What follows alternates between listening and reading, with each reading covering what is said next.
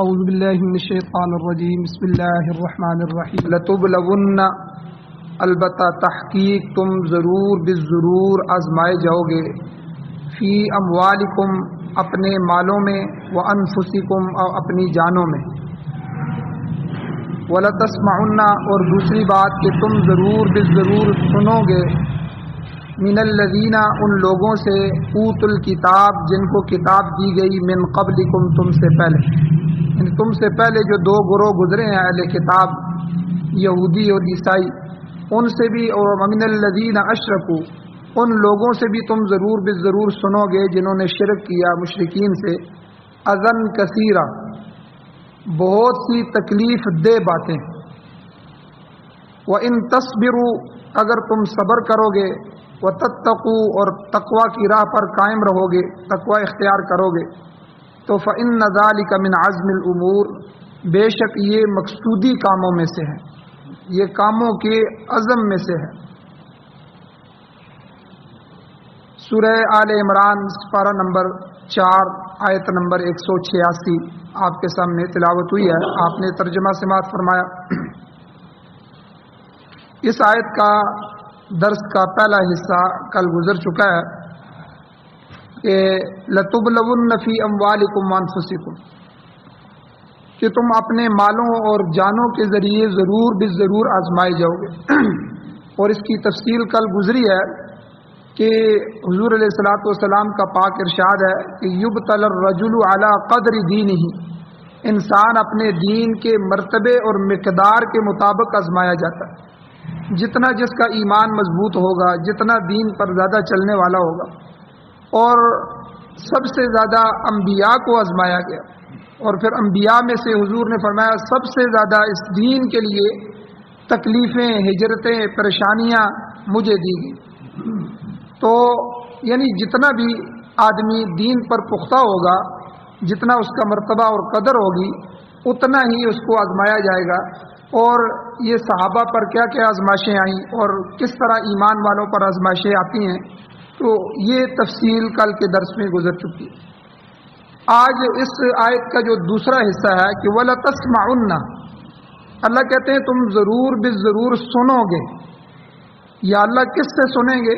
اللہ نے کہا دو طبقوں سے، ایک اہل کتاب دنیا میں ہے جن کو اللہ نے کتاب دی، یہودی اور عیسائی پوری دنیا میں، ایک تو یہ طبقہ ہے، وَمِنَ الَّذِينَ أَشْرَكُوا اور دوسرا جنہوں نے شرک کیا۔ آپ دیکھیں ہندو ہیں وہ بھی مشرک ہیں، بدھ مت ہیں وہ بھی مشرک ہیں، سکھ ہیں وہ بھی مشرک ہیں، اسی طرح یہ تین قومیں گویا کہ دنیا میں آباد ہیں۔ ایک تو اہل کتاب جن کو کہتے ہیں مسلمانوں سے پہلے، وَلَتَسْمَعُنَّ مِنَ الَّذِينَ أُوتُوا الْكِتَابَ مِنْ قَبْلِكُمْ تم سے پہلے جن کو کتاب دی گئی، ایک تو یہ اہل کتاب کا طبقہ، اور دوسرا وَمِنَ الَّذِينَ أَشْرَكُوا دنیا بھر میں پھیلے ہوئے مشرکین۔ ان دونوں طبقوں سے حضور کو مخاطب کر کے کہا گیا، ایمان والوں کو مخاطب کر کے کہا گیا، ایک تو تمہیں آزمایا جائے گا، دوسرا تم ان لوگوں سے سنو گے۔ یا اللہ کیا سنیں گے؟ اذن کثیرہ بہت سی تکلیف دہ باتیں، طرح طرح کے ان سے پروپیگنڈے، اور یہ گویا کہ اللہ تعالیٰ نے ایمان والوں کو ایک دوسری آزمائش کے متعلق خبردار کیا ہے کہ ان لوگوں سے تم تکلیف دہ باتیں سنو گے، اور یہ ایسی تکلیف دہ باتیں پہلے بھی کرتے آئے ہیں اور آئندہ بھی باز نہیں آئیں گے، لہذا اہل ایمان کو اس کے لیے بھی تیار رہنا چاہیے۔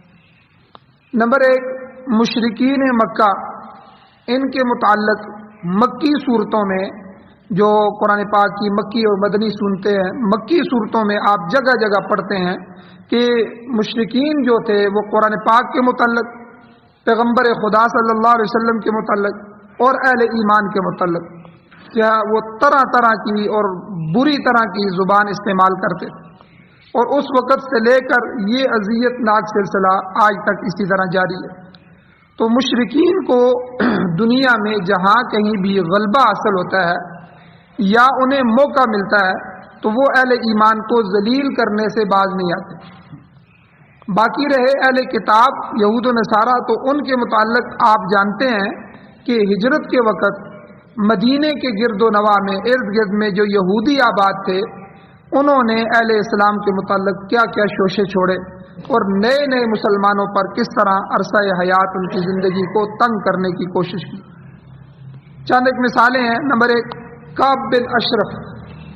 کعب بن اشرف یہ یہودی تھا اور یہودیوں کا دولت مند آدمی تھا۔ اس کے اپنے قلعے تھے، اپنی زمینیں تھیں، اپنے کاروبار تھے، ان کا بہت بڑا تاجر تھا اور سردار تھا۔ اور یہ بدبخت آدمی شاعر بھی تھا، شعر بھی کہتا تھا، اور اپنے اشعار میں یہ آدمی جو تھا یہ 2-3 ایسی باتیں کرتا تھا کہ جس کی وجہ سے ہمیشہ حضور کو تکلیف پہنچتی تھی۔ ایک تو اپنے شعروں میں حضور علیہ السلام کی ہجو، حضور علیہ السلام کی مذمت بیان کرتا تھا، نعوذ باللہ من ذالک۔ اور ایسے جو کبھی اشعار ہیں اور ایسے اشعار کو سر عام پڑھتا بھی تھا اور دوسروں کو پڑھنے کی ترغیب بھی دیتا تھا۔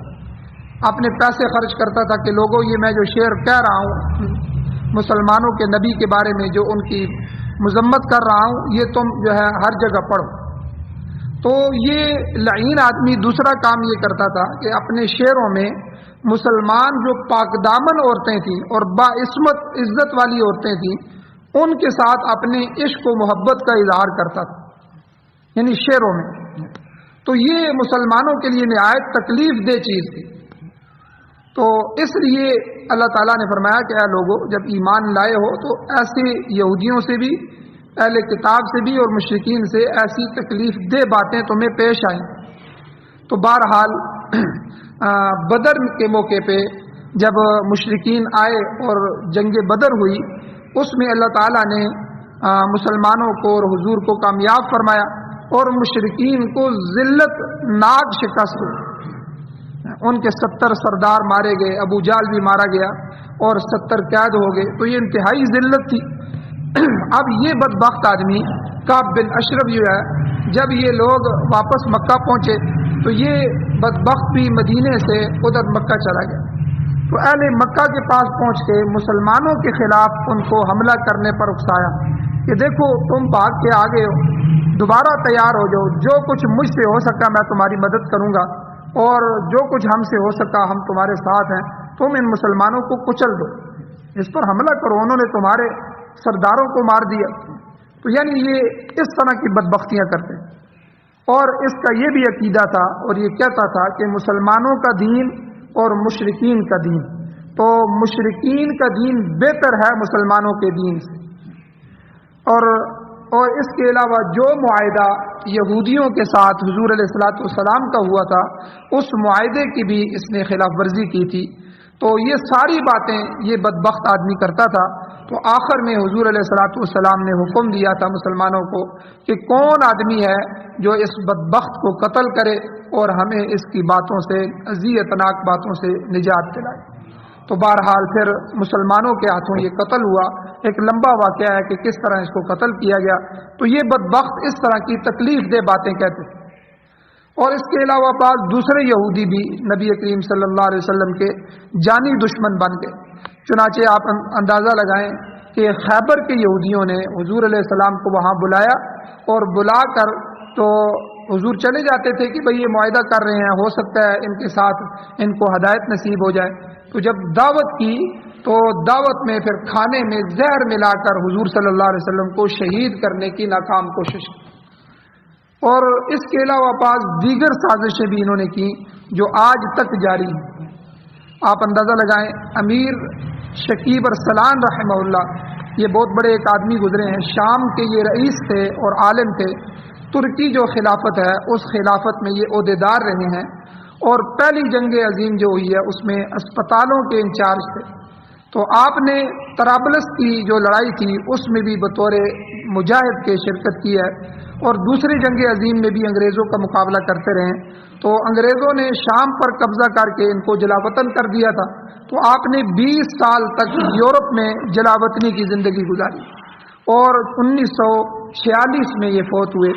تو اب ان کے بارے میں کہنے کا مقصد یہ ہے کہ ایک امریکی انگریز نے ایک کتاب لکھی، اسلام کی دنیا جدید، دی نیو ورلڈ آف اسلام، اس نام سے کتاب لکھی، جس میں موجودہ دور کے جو مسلمان تھے ان کے حالات لکھے اس نے، تو ایک مصری شخص نے ایک جلد جو ہے اس میں عربی میں اس نے ترجمہ کیا، تو اس کتاب کو ان امیر شکیب ارسلان رحمہ اللہ کے پاس بھیجا کہ حضرت یہ میں نے اس کتاب کا ترجمہ کیا ہے، آپ نے اس پر مقدمہ لکھنا ہے۔ تو آپ نے 3 جلدوں پر اس کتاب کا، کتاب ایک تھی، اس پر 3 جلدیں آپ نے مقدمہ لکھا ہے، جس میں انہوں نے انگریز جو مصنف تھا اس کی غلط بیانی کو بھی بیان کیا کہ اس نے مسلمانوں کے بارے میں، ان کے حالات کے بارے میں یہ غلط بیانیاں کی ہیں اس کتاب میں، اور اہل اسلام کے حالات کو حقیقی رنگ میں پیش کیا۔ اور جنگ عظیم اول اور دوم کے درمیانی عرصے میں یہ ایک عظیم کتاب تھی۔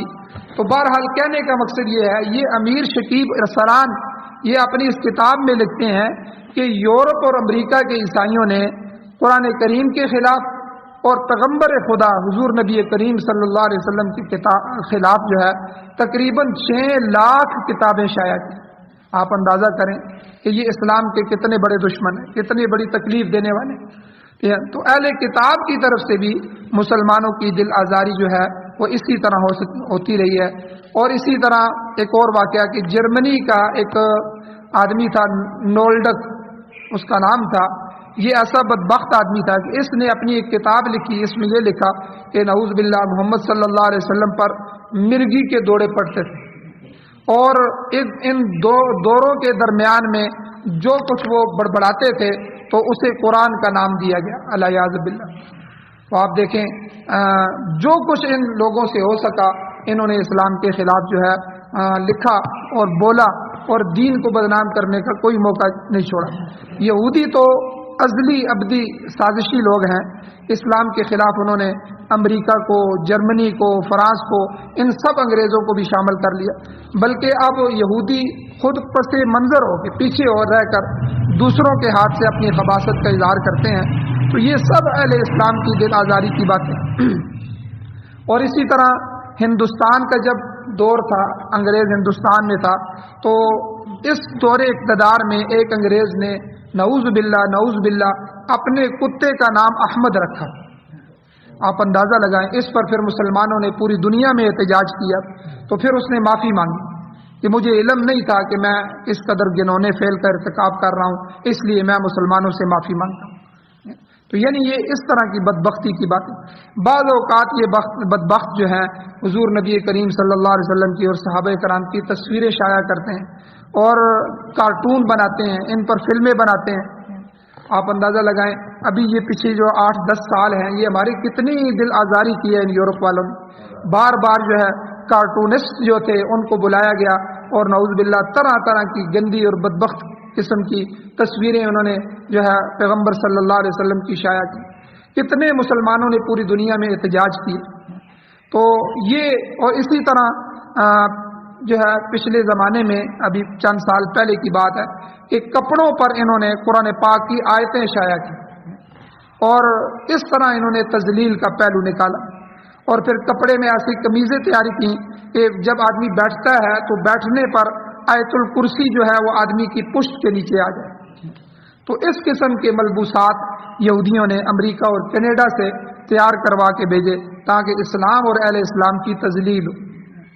اور بعض اوقات یہ لوگ قرآن اور اسلام کو رجت پسند جو ہے، اور کہتے ہیں کہ قدیم لوگ ہیں، قدیم، ہم تو جدید لوگ ہیں، رجت پسند لوگوں کا طعنہ بھی یہ مسلمانوں کو دیتے ہیں۔ اور اسی طرح مسلمانوں کی دل آزاری کا اس بات میں بھی بہت سا موقع ہے کہ عیسائی جو ہے وہ حضرت عیسیٰ علیہ السلام کو ابن اللہ کہتے ہیں کہ اللہ کا بیٹا ہے۔ اور انہوں نے اتنی بدبختی کی کہ ہماری جو لغت کی کتاب ہے بڑی، کہ منجد، یہ لغت کی بڑی کتاب ہے، پوری دنیا لغت میں سے اسی کو دیکھتی ہے، عربی لغت، اس میں مسیح کا معنی یہ ابن اللہ کر دیا۔ مسیح کا معنی یہ ہے کہ وہ اللہ کا بیٹا، الیاذ باللہ۔ تو یہ کتنا بڑا بہتان ہے اللہ تعالیٰ پر کہ وہ اللہ کا بیٹا بنا رہے ہیں، حالانکہ قرآن مجید خود کہتا ہے کہ زمین اور آسمان پھٹ جائیں، پہاڑ ریزہ ریزہ ہو جائیں اس بات پر ان دعوا للرحمن ولدا، کہ وہ اللہ تعالیٰ کا بیٹا پکارے۔ جب وہ کہتے ہیں کہ یہ فلاں اللہ کا بیٹا ہے، فلاں اللہ کا بیٹا ہے، تو یہ اتنے غصے والی بات ہے، اللہ کی ذات کے ساتھ شریک کرنے والی بات ہے۔ اللہ قرآن میں کہتے ہیں کہ یہ جملہ اتنا سخت ہے کہ زمین بھی اور آسمان بھی پھٹ جائیں پہاڑ ریزہ ریزہ ہو جائیں، مگر ان لوگوں کے منہ جو ہے وہ اس قدر بدبختی میں جا چکے ہیں کہ یہ ذرا سی بھی اس طرح کی بات کرنے میں جھجکتے نہیں، بلکہ انہوں نے اپنے عقیدے بنا لی۔ اسی طرح دنیا میں روسی جو قوم ہے یہ بھی بڑے بگڑے ہوئے، اصل میں یہ یہودی اور عیسائی تھے، ان کی بگڑی ہوئی نسل ہے، انہوں نے اشتراکیت کا نظام لیا اور اس کے سائے کے نیچے پناہ رہے، تو یہ بھی اہل اسلام کو تنگ کرنے میں کوئی موقع نہیں چھوڑتے، دل آزاری کرنے کے نئے نئے سامان۔ ابھی جو شام کے جو مسلمان تھے ان کو ختم کرنے کے لیے فرانس اور روس جو تھے یہ ابھی بھی ان کی تباہی میں شام کے بشار الاسد اور جو شیعہ روافض ہیں ان کے ساتھ مل کے سنیت کا قتل عام کر رہے ہیں۔ تو اور اسی طرح تیسری بڑی قوم آج کی دنیا میں ہندوستان میں ہندو ہے، تو یہ بھی انہوں نے بھی شروع سے ہی بدبختی کی۔ راجپال جو تھا، راجپال اس نے رنگیلا رسول، آپ اندازہ لگائیں، نعوذ باللہ، نبی علیہ الصلوۃ والسلام کے بارے میں ایک کتاب لکھی رنگیلا رسول، اور اسلام کو اس نے نقصان پہنچایا، غیظ و غضب کا نشانہ بنایا۔ تو اس آدمی کو راجپال جو تھا اس کو ایک لوہار کا بیٹا تھا، بڑی کا بیٹا بڑھئی، تو غازی علم الدین شہید، اس نے پھر اس بدبخت کو شہید کیا، قتل کیا۔ اور اسی طرح دیانند سرسوتی جو ہے یہ ایک ہندو گزرا ہے، اس نے اپنی کتاب کا جو 14واں باب ہے وہ قرآن کریم کی مذمت میں لکھا، نعوذ باللہ، مختلف قرآنی آیات جو ہیں ان کے ساتھ اس نے مزاح کیا۔ ایک مثال میں آپ کے سامنے رکھتا ہوں، حضرت صالح علیہ السلام کی اونٹنی کے متعلق یہ بدبخت لکھتا ہے، کہتا ہے کہ معلوم ہوتا ہے کہ مسلمانوں کا خدا کوئی بدو تھا، دیہاتی تھا، جو اونٹ چرایا کرتا تھا۔ آپ اندازہ لگائیں کتنا سخت جملہ ہے۔ کہتا ہے میں نے اس سے اندازہ لگایا کہ صالح علیہ السلام کی اونٹنی کو قرآن کی آیتوں میں ناقۃ اللہ کہا گیا، اللہ کی اونٹنی، تو اس کا مطلب ہے کہ یہ کوئی بدو تھا، چرواہا تھا، نعوذ باللہ۔ یعنی یہ بدبختوں نے اس طرح کے بھی جملے کے، تو ان ہندوؤں نے بھی اللہ تعالیٰ کے خلاف، پیغمبر خدا کے خلاف اور قرآن پاک کے متعلق ایسی ایسی ناقابل برداشت باتیں کی ہیں۔ تو یہ اس معاملے میں بھی یہ یہود و نصارہ جو ہے یہ سب کے سب اکٹھے ہیں، ہندو ہوں، یہود و نصارہ ہوں، مشرکین ہوں، یہ ساری قومیں جو ہے مسلمانوں کے خلاف، قرآن کے خلاف، حضور کے خلاف زہر اگلنے میں کوئی موقع ہاتھ سے جانے نہیں دیتے۔ تو اس لیے اللہ تعالیٰ یہ باتیں جانتے تھے، تو اس لیے اللہ تعالیٰ نے قرآن مجید کی ان آیتوں میں یہ پہلے فرما دیا، وَلَا تَسْمَعُنَّ مِنَ الَّذِينَ أُوتُوا الْكِتَابَ مِنْ قَبْلِكُمْ، کہ تم ضرور بالضرور سنو گے ان لوگوں کے منہوں سے، ان لوگوں سے جن کو کتاب دی گئی ہے تم سے پہلے، یہود و نصارہ وغیرہ، وَمِنَ الَّذِينَ أَشْرَكُوا، اور ان لوگوں سے جو دنیا بھر میں مشرک پھیلے ہوئے ہیں، ان کی زبان سے تم یہ سنو گے کیا اذن کثیرہ، بہت سی تکلیف دہ باتیں۔ اگر یہ بدبخت اس طرح کی باتیں کرتے ہیں تو آپ نے کیا کرنا ہے؟ پھر اللہ تعالیٰ نے یہاں نسخہ بھی بتا دیا، مسئلہ بھی حل کر دیا کہ آپ نے دو باتیں کرنی ہیں، کہ ایک تو وَإِن تَصْبِرُوا، اگر تم صبر کرو گے، تو قرآن پاک میں صبر کی بہت زیادہ تلقین اللہ تعالیٰ نے فرمائی ہے۔ کہیں فرمایا اللہ نے ان اللہ مع الصابرین، اللہ تعالیٰ تو صبر کرنے والوں کے ساتھ۔ ایک مقام پہ فرمایا یا ایھا الذین آمنوا استعینوا بالصبر والصلاۃ، اے ایمان والو صبر اور نماز کے ذریعے استعانت پکڑو، اللہ کی مدد کو پکڑو۔ سورہ احقاف میں حضور علیہ السلام کو مخاطب کرتے ہوئے اللہ تعالیٰ نے فرمایا فاصبر کما صبر اولو العزم من الرسل ولا تستعجل لهم، کہ اے میرے پیغمبر آپ جلد بازی نہ کریں، بلکہ اولو العزم پیغمبر اور رسول آپ کی طرح جو پہلے گزرے ہیں، جس طرح انہوں نے صبر سے کام لیا آپ بھی صبر کریں۔ مقصد یہ ہے کہ اے پیغمبر علیہ السلام، اگر آپ کے مخالفین آپ کو مختلف طریقوں سے اذیت پہنچاتے ہیں تو آپ بھی ان کا اسی طریقے سے ترکی بترکی جواب نہ دیں، بلکہ صبر کا دامن جو ہے آپ رکھیں، اور اینٹ کا جواب پتھر سے جو ہے یہ دنیا اہل حق کا شیوا نہیں ہے، بلکہ دشمن کا مقابلہ احسن طریقے سے کریں، دلائل سے کریں، انہیں سمجھائیں، دعوت دیں۔ اور اگر کسی نے کتاب لکھ کر مخالفت کی ہے تو آپ اس کا جواب اسی معروف طریقے سے نہ دیں، بلکہ اگر کوئی صورت باقی نہیں رہی تو پھر ان کے خلاف جہاد کریں تاکہ دنیا سے فتنہ جو ہے وہ ختم ہو جائے۔ تو یہ جہاد بھی اسی لیے ہے کہ یہ جو بدبخت لوگ ہیں ان کو آپ دعوت دیں، ٹھیک ہے۔ دعوت اور جہاد سب سے پہلا حکم یہ ہے کہ آپ دعوت دیں، ہر قوم کو دعوت دیں، ان تک دین پہنچائیں۔ ان کو پتہ ہی نہیں ہے وہ تو تختی میں ہے، کوئی شرک میں ہے، کوئی اپنی جو ہے ضد اور تعصب میں ہے. اس لیے آپ جب دعوت کا حق ادا کر چکے پھر بھی یہ باز نہ آئے تو پھر اللہ تعالیٰ نے فرمایا کہ آپ ان سے جہاد کریں اور یہاں تک کہ فتنہ ختم ہو جائے اور دنیا میں یہ فتنہ باقی نہ رہے.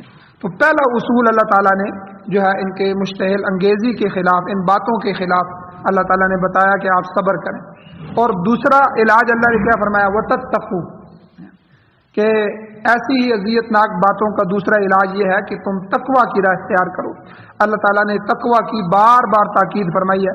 تقوی کا معنی ہے محافظت بر حدود شرع، یعنی کسی بھی حالت میں شریعت کی حدود کو پار نہیں کرنا چاہیے.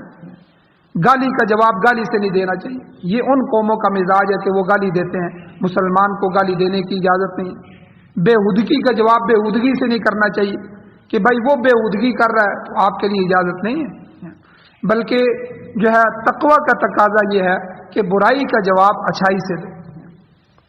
ایسا کرنے سے لوگوں پر، ان میں سے جو اچھے لوگ ہوں گے، اچھے مزاج کے لوگ ہوں گے، وہ دیکھیں گے، وہ کہیں گے یار یہ تو گالیاں دے رہا ہے اور وہ آگے سے معذرت کر رہا ہے اور اس کو مزید سمجھا رہا ہے، یہ بےہودگی پر اتر آیا ہے اور وہ جو ہے اس کا خیال رکھ رہا ہے.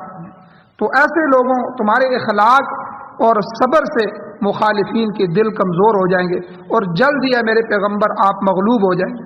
تو ضد میں آ کر ایسا نہ کریں کہ اگر اہل کتاب نے حضور علیہ السلام کی شان میں کوئی ایسی ویسی بات کہہ دی ہے تو آپ حضرت عیسیٰ علیہ السلام کے خلاف ہو جائیں، یا ان کے نبی حضرت موسیٰ علیہ السلام کے بارے میں کوئی نازیبہ الفاظ کہہ دیں. الیاذ باللہ، ایسا نہیں ہونا چاہیے کہ بھائی وہ ہمارے پیغمبر. آپ دیکھیں ہم سب پیغمبروں کو مانتے ہیں. اس مسلمان جو ہے یہ واحد قوم ہے کہ وہ سارے پیغمبروں کو اپنے اپنے زمانے میں برحق پیغمبر مانتے ہیں اور سب کی عزت کرتے ہیں. حضرت موسیٰ علیہ السلام کی کتنی عزت کرتے ہیں، قرآن ہمارا بھرا ہوا ہے. حضرت عیسیٰ علیہ السلام کی کتنی محبت کرتے ہیں، ہمارے دل میں محبت ہے حضرت عیسیٰ علیہ السلام کی. اور ابھی حضرت عیسیٰ علیہ السلام ہمارے رہبر اور رہنما بن کے آئیں گے، ہم ان کے جو ہے اقتداء میں رہیں گے. وہ قرب قیامت میں دوبارہ ان کا نزول ہوگا، آئیں گے وہ. تو ہمارے دل میں تو انتظار ہے، ان کی محبت ہے. تو ایسا نہیں ہونا چاہیے کہ وہ اگر پیغمبر علیہ السلام کے بارے میں کوئی بات کریں تو ہمیں. اسی طرح یہ جو شیعہ ہیں، شیعہ اثنا عشری، جو 12 اماموں کو امام مانتے ہیں، وہ تو اماموں کو خدا مانتے ہیں. نعوذ باللہ، وہ صحابہ کرام کی جو ہے وہ بدبختی کرتے ہیں. وہ حضرت ابوبکر صدیق رضی اللہ تعالیٰ عنہ، حضرت عمر رضی اللہ تعالیٰ عنہ، حضرت عثمان رضی اللہ تعالیٰ عنہ اور جمیع صحابہ کی چند صحابہ کو چھوڑ کے وہ جو ہے ان کو مرتد کہتے ہیں نعوذ باللہ، یا ان کو کافر کہتے ہیں، یا ان کے بارے میں جو ہے وہ طرح طرح کی بدبختی کرتے ہیں. اب ان کے جو 12 امام ہیں دراصل وہ سنیوں کے امام ہیں. 11 امام، 12واں امام تو خود وہ کہتے ہیں وہ جننی کی اولاد ہے. تو 11ویں امام نے جو ہے وہ جننی سے شادی کی، اس سے 12واں امام پیدا ہوا. اب 12واں امام وہ اصلی قرآن لے کے غار میں چلا گیا. اب قیامت کے قریب وہ آئے گا، پھر ہم وہ اصلی قرآن پڑھیں گے اور یہ اور فلاں فلاں ہوگا. وہ تو من گڑت ہے 12واں امام. لیکن جو باقی 11 لوگ تھے، امام جعفر صادق رحمۃ اللہ علیہ، اور اسی طرح امام زین العابدین رحمہ اللہ، اور اسی طرح امام تقی اور امام نقی، اور یہ جو جتنے بھی حضرات تھے، امام باقر رحمہ اللہ، یہ سارے کے سارے سنی تھے اور صحیح عقیدے کے لوگ تھے.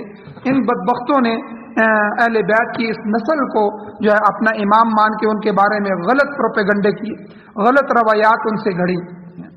تو اب یہ نہیں ہے کہ وہ صحابہ کی جو ہے بدبختی کے بارے میں آ جائیں، صحابہ پر لعن طعن کریں تو ہم ان کے 11 اماموں پر کرنا شروع کر دیں. نہیں، وہ تو اصل تھے، سنی تھے.